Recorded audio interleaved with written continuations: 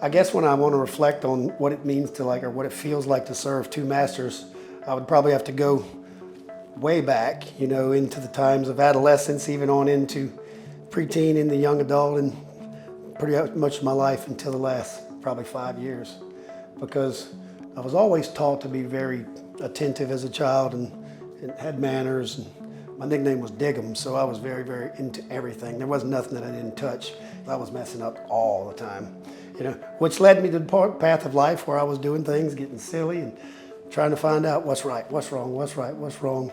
Went into the military and, thought that was going to buck the system and go straight into it, but learned real quickly that the discipline there was exactly what I needed.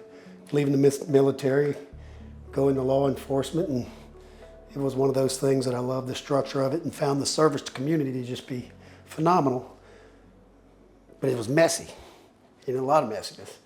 And then you just live your life like that a lot of times. Fortunately, when I found the family of Blackwater, through fire, by needing a place of comfort, by being invited multiple times, and I don't need that. I got this story figured out. It doesn't work like that. But, thank goodness we made the decision to not continue to do it on our own, we as my wife and Jody and I. And I've always felt called to serve pieces of the community and help others, but I'll never cross that bridge unless my wife's there in the middle to meet me with it, and that's kind of what Blackwater did. Is the little things became, let's get involved, or let's do this, let's be part of the community. And fortunately, I was asked to help serve with the church and be part of things that create for the community or create for the people within the congregation, and it just fed my soul. Thank goodness that this community gave me the ability to feel that, because I feel quite driven to do the same thing, speak loudly.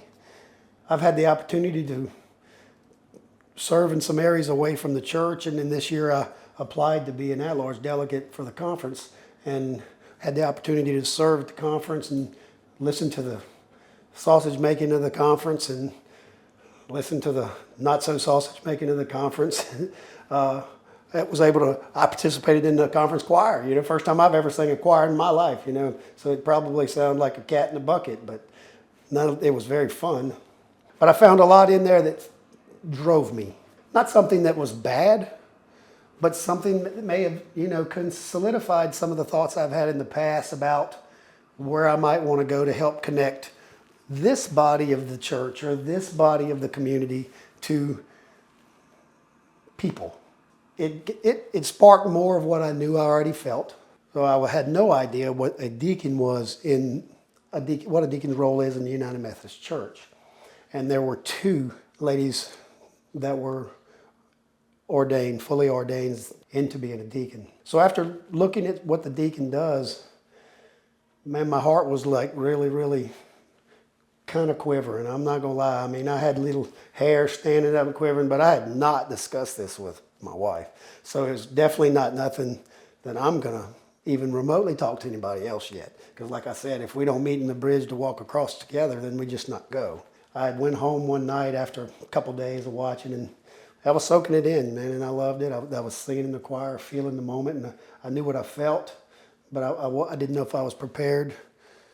So I did go home and talk to my wife about it, and she was like, and you didn't know this already? And I'm like busting out in tears thinking, here I am trying to be this cowardly lion because I thought I needed to be courageous, but she was the one courageous. She already knew. And so I said, I'm going to type this text message up, and I'm going to read it to you so I can send it to Amy.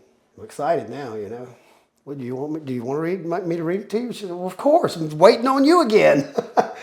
So I read it to her, and I'm like, let me send it to you, and you send it to Amy. And she's like, no, bro, that ain't happening. You go send it to Amy. And I'm like, all right. And all of that to say is, it's not that I had trepidness in myself, but I was tiptoeing through that, that football thing where you jump with your feet through the tires. I was tiptoeing through there. I want to make sure I got all the way to the other end, because some of those tires are Jody. Some of those tires are me. So I want to make sure. I'm going to ask you again, because when we do this is together. Once again, full force. She is the solid foundation of faith and patience, And she's like, Send it now.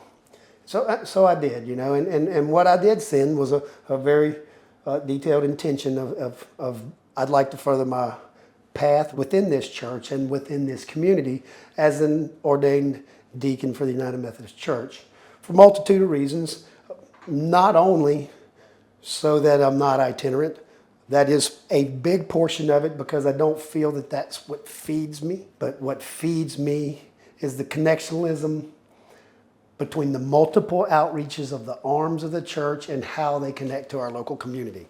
And when I found that that's what a deacon's job is. So being observant of how the itinerant systems work since I've been in the Methodist Church and watching how itinerancy builds certain areas of the congregations and builds certain areas of the church, but it also causes potholes, So I'd like to be that road paver, So whenever an itinerant system that is gonna happen creates a gap in our worship style, just in the solid foundation of what we are, then to be present to help and fill those gaps. And whether that be missional, whether that be from the pulpit, whether that be however necessary, actually be the hands and feet. We all talk about it. Almost every prayer that anybody walks up to, they want to say, you got to remember to be the hands and feet of Christ. That's right, we do. And that's if we could just do it, just to one person. I think we do it well at Blackwater. And I think that we have the potential to do it so much better and so much more consistently, just by continuing to grow in the way that we are growing. Since I have been at this church, I have seen a constant growth of multitude of things. Do things lull? Sure. But from day one till now, I think we do a good job of it.